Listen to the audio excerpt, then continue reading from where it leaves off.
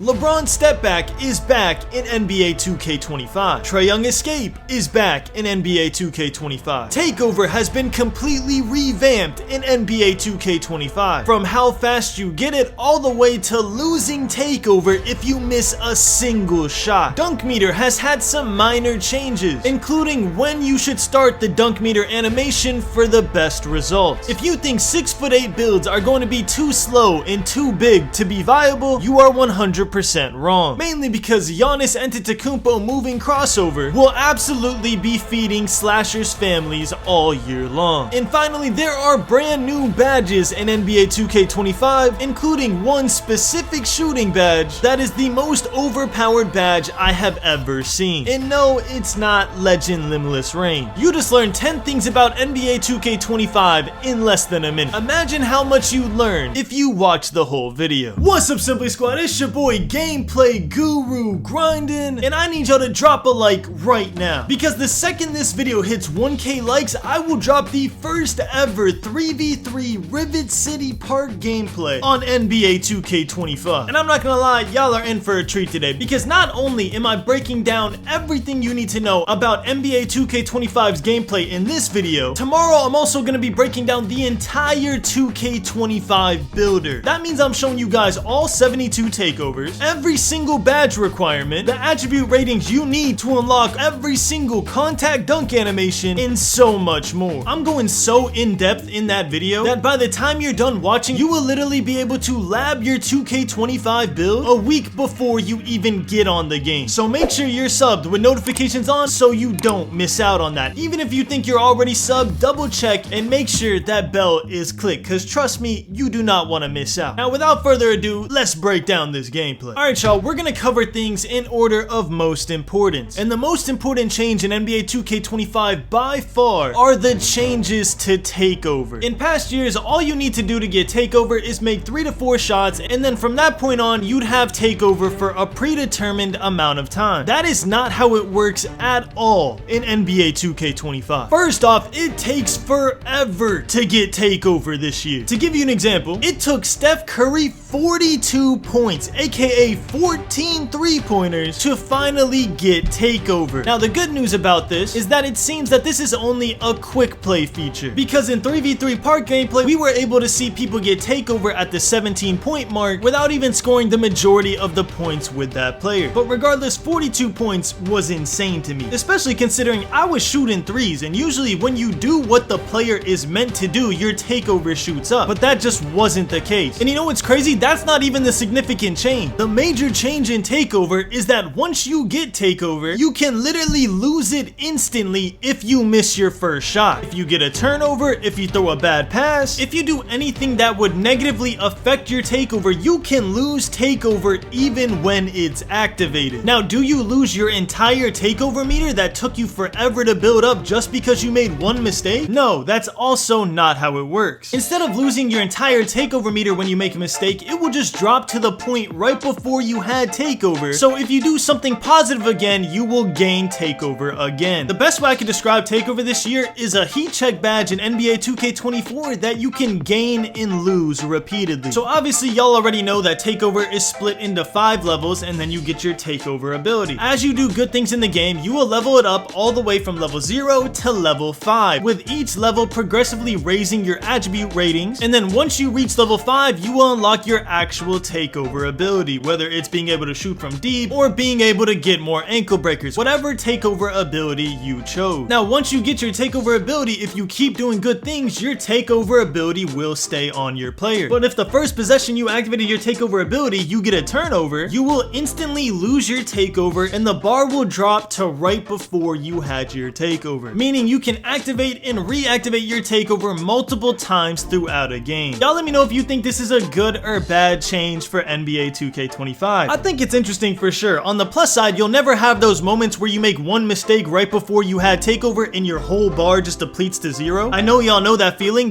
sucks, but at the same time, I don't know how I feel about someone activating and reactivating their Takeover over and over again throughout the entire game. And I think there might be some sort of timer with this as well, because if you look at the 3v3 park gameplay, you'll see that a player has Takeover, and then as he's catching the ball, the Takeover disappears. He didn't do anything wrong, no negative thing happened, but he still lost his takeover. And then after he makes the shot, the player gets his takeover back. So my best guess is that your takeover gradually decreases over time. Probably a slight decrease, probably nothing crazy, but I think it's only when you actually have takeover activated. That way you don't have takeover the entire game. The reason I say that is because as you went up takeovers, I never saw a player's takeover go down unless like the quarter ended or something like that, but that's pretty normal. But I did notice players' takeover meter go down when they had takeover, even if no turnover or missed shot happened. We're gonna have to see how it plays out in the park. I think it's gonna be really interesting. But I did take the time to get takeover with Steph Curry, whose takeover I'm pretty sure I can't say the name of, but basically it increases his green window from further out so he can get more consistent greens while shooting deep threes. And I also got Trae Young's takeover, which boosts the effectiveness of off the dribble shooting as well as raises his chance of getting ankle breakers. And the last thing I'll say about takeover is if you're overwhelmed with the fact that there's 72 takeovers, there's actually 14 takeover abilities like the two I just named, and then there's 72 ways to get to those takeovers. If that sounds confusing to you, good. You have a reason to watch tomorrow's video where I can go in depth and explain exactly what I mean. So make sure you're subscribed with notifications on so you do not miss out on that video. Now the next major change in NBA 2K25 is the dribbling system. You cannot speed boost the same way you did in NBA 2K24 in NBA 2K25. Now I know the 2K community. I know all y'all heard out of that sentence was you cannot speed boost in NBA 2K25. And that's just not true. You can speed boost in NBA 2K25, just not the same way you did in 2K24. To speed boost last year, all you had to do was do a hezzy to the right side and sprint to the right side and you would get a speed boost to the right side. And vice versa, if you did a hezzy to the left side and sprinted to the left side, you would get a speed boost to the left side. But if you try to do that in NBA 2K25, you get a really slow run animation. Basically a run animation that will not get you open against any real human unless they are missing both of their thumbs. Instead, the most effective way to get open in NBA 2K25 is by utilizing your right and left stick. Somebody please show this clip I got to Stizo. It's nothing crazy in the slightest, it's not even good, but you can clearly see the difference between how fast your player moves when you only use your right stick and how fast your player moves when you incorporate left stick dribble moves with your right stick combo. And the reason I said show it to Stizo is because this little mini spin back thing I do, it just seems like something he would do like a half hezzy out of and turn it into a crazy combo. Listen, I'm not a comp dribbler, I've never claimed to be one. All I am is a 2K no life who sweats the park, so I'ma leave the dribbling and speed boost into the dribble head. But for my 2K players out there who want to have a high win percentage on day one, I did go out of my way to find the best dribble moves you should equip if your build allows it. So let's go over those right now. Two returning moves from 2K24 that are still good on 2K25 are of course the LeBron step back and the Trae Young size up escape. A new animation that's really good in 2K25 is the Trae Young hezzy, which you can see gives you a misdirection animation that you can combo into a left stick crossover to get a speed boost on the opposite side. Literally any dribble animation from De'Aaron Fox is goated. You can just instantly see that when he's dribbling, it looks way more fluent than any other NBA player in the entire game. And finally, the dribble move that I predict will save 6'6" and taller builds this year is the Giannis Antetokounmpo moving crossover. I'm not even trolling, I will be so surprised if there's even one crossover better than this crossover at launch. I tested out hundreds of NBA players during my time with this quick play footage, and not a single one came even close to competing with the explosiveness you get out of this moving crossover. You literally just fly through the paint and it crosses over to the opposite ball hand, so the defense doesn't have time to react. Now, I will say this is obviously on Giannis, who is 6'10" and super long, but I just can't see this dribble move not being overpowered on a 6'8" max wingspan ISO build. Just absolutely steamrolling through the paint. Between this moving crossover and the blowout dribble from last year, which by the way the controls changed for, instead of just tapping RT to do this blowout dribble from full court, you actually have to hold RT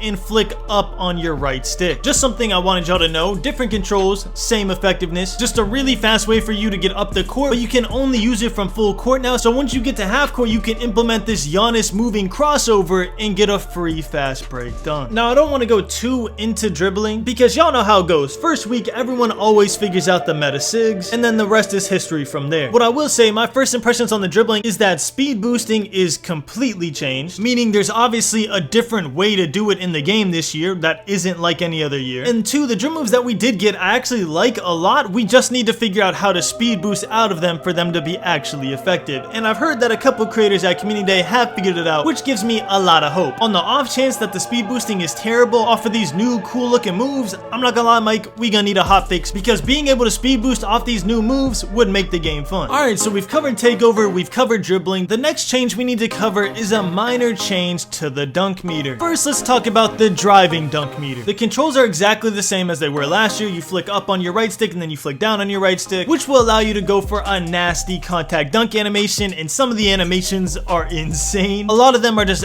outright disrespectful to your opponent, bro. I love it. But what I did notice is it was taking me a little bit longer to get used to the dunk meter this year, because whenever I was going for the dunk meter, it wouldn't do it. And about 2 hours in, I finally realized the reason the dunk meter wasn't activating is because you have to start the dunk meter animation way earlier this year. My pro tip to you guys, if you're making a build that has a high driving dunk, like I am going to, I want Legend Posterizer. But if you're going to be going for contact dunks with the dunk meter, you want to start the dunk meter animation right before you get to the free throw line. I know that sounds insane, especially on a small build like Ja Morant's build. He's 6'3". You would think that you would have to start it closer to the paint, but genuinely, you start the dunk meter animation right when you're about to cross the free throw line. If you do that every time you go for a dunk meter, you will actually start the dunk meter animation. I promise you. But if you try and risk it and wait till you're closer in the paint and do a last second dunk meter, you're gonna be getting a lot of contact layups, or your player is just gonna do a random hezzy in the paint and it's gonna look really stupid. So just make sure to write that in your notes somewhere, have that in your head. Whenever you're doing the dunk meter, if it's not working for you and you don't know why, you have to start the animation right when you're about to cross the free throw line. And I genuinely can't wait till tomorrow where I can show you footage of me absolutely dunking on everybody there at Community Day with my small guard build, because I knew this information and a lot of them didn't. So the reactions I got from a lot of them when I was dunking on them with a tiny little build from all the way past the free throw line was hilarious. And then the standing dunk meter is pretty much the same. The only real changes I noticed is that, one, there's no dead zone anymore, mainly because you can't jab step in the paint anymore. It's just not a control that's allowed in the paint. And two, as someone who struggled to do standing dunk meters, it seemed a lot easier to get the animation to go off this year. So if you struggled like me in the past with a standing dunk meter, you should find it easier this year. And if you didn't struggle at all, you're gonna find it really easy to activate the standing dunk animation. I did see some dead zone like animations from people against AIs where it seemed like they got a rebound and then there was nothing the AI could really do, and then they just did a standing dunk, contact dunk right over their face. But honestly, it's quick play. We're not gonna really know until we actually play against each other in the rec and park if they did fix the dead zone glitch, I guess you could call it. It's just something we're gonna have to wait and see, but for the most part, the standing dunk meter seemed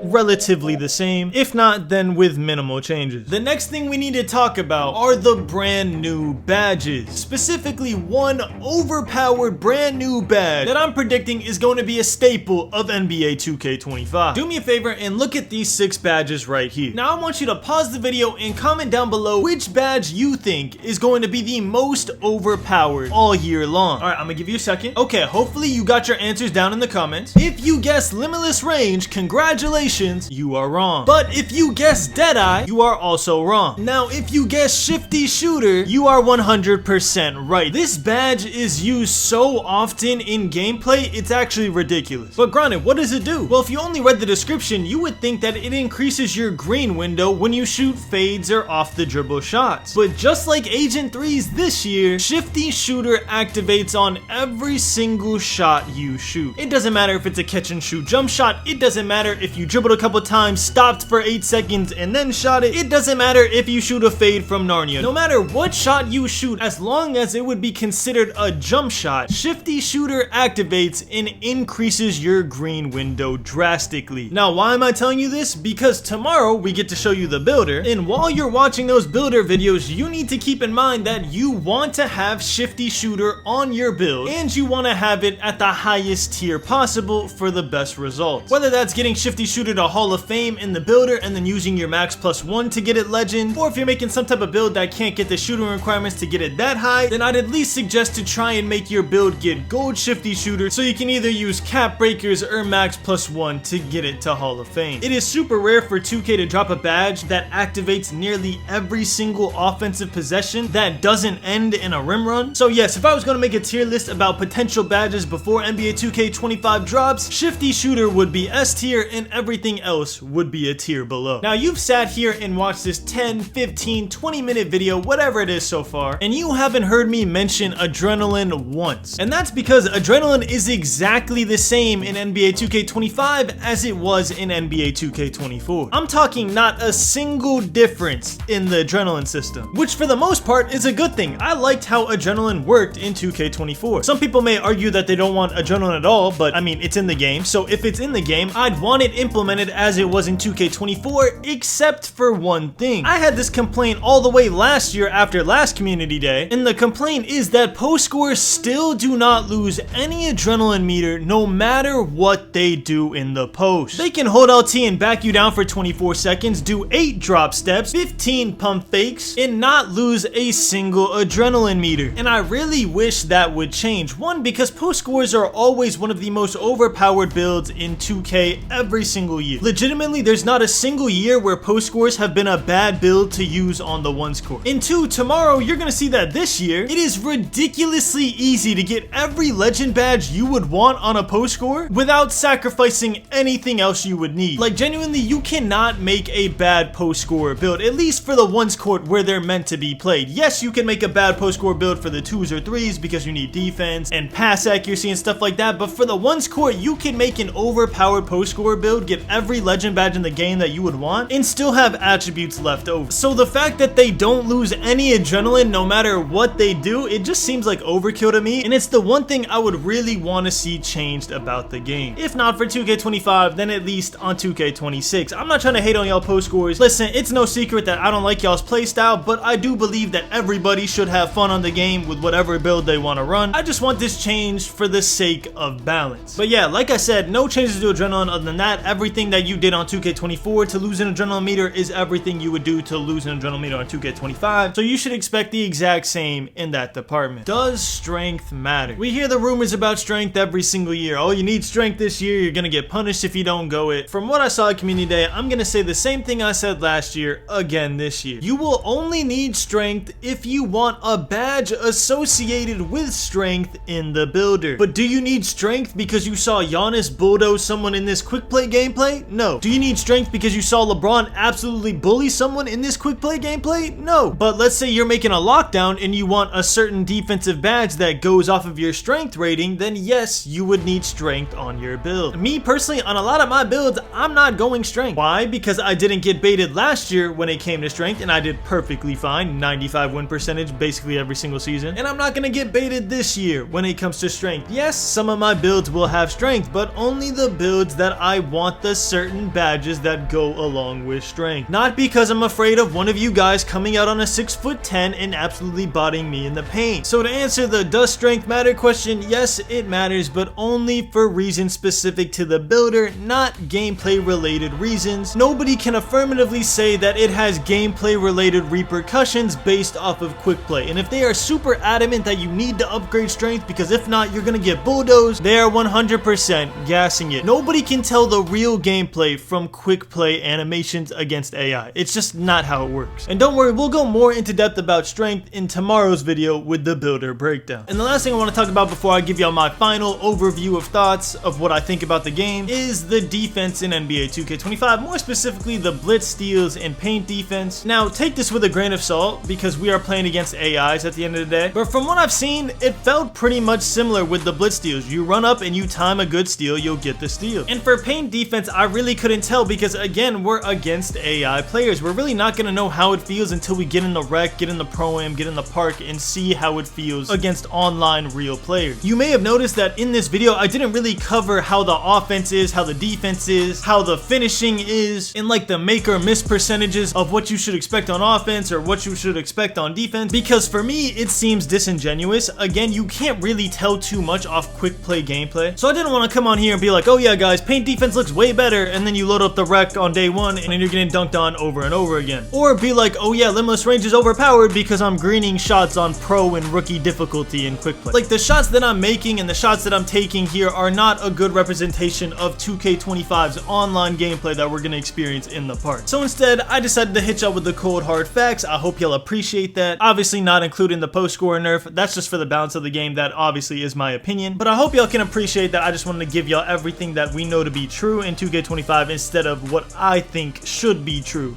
in 2K25. But anyways, my final thoughts on the game so far. I think it is a really solid base. The first thing I want to say is Cap Breakers and Max Plus 1 are probably the greatest addition we've had to a launch of 2K in like 5 years. I'm telling you, just the potential of your player getting better over time in itself with the Cap Breakers is just such a good idea. I wish I thought of it. Like, genuinely, 2K deserves props for that because it is actually such a good incentive to keep people playing the game. The only question marks I have about the replayability of NBA 2K25 so far is actually going to come with the rep system. If the rep system's bad, then the cap breakers aren't going to be enough to keep people on the game. But if the rep system's good and then we have the cap breakers on top of it, we could have a lit game all year. So I really hope they cooked with the rewards. Obviously, I don't know anything about it, but if they did, we'll be in for a great year. If they didn't, it could get a little shaky, so we're gonna have to see. The actual dribble moves they added in the game, I like them a lot. Like the Trae Young, the De'Aaron Fox, John Moran had some good dribble moves. The individual dribble moves, I like them a lot. Not being able to speed boost out of them like we normally would has me a little scared, because if we can't speed boost, then the dribble moves don't matter. That's the whole point we use the OP dribble moves, is so we could get like a fast little agility out of it and we can beat our defenders. So if they added these super cool new moves and you can't get that burst of acceleration out of it, then it's gonna be rough, I can't lie. But that's where I'm gonna have faith in the dribblers to find the way to speed boost this year, and then we all adjust, and then we can all use these new creative moves so not everyone is using LeBron step back, Jamal Murray behind the back and doing the exact same thing. And then finally, the takeover system, I think it's a good idea if it's implemented properly, if it doesn't take too long in part games to get it. We want to get it around like 12 to 15 points so you could use it for 3 possessions. So we're gonna have to see how fast you can get takeover. Maybe there's takeover perks that allow you to get it quicker like we had last year. Who knows? We're gonna have to see. I like that you don't lose your entire takeover bar if you mess up, but you can also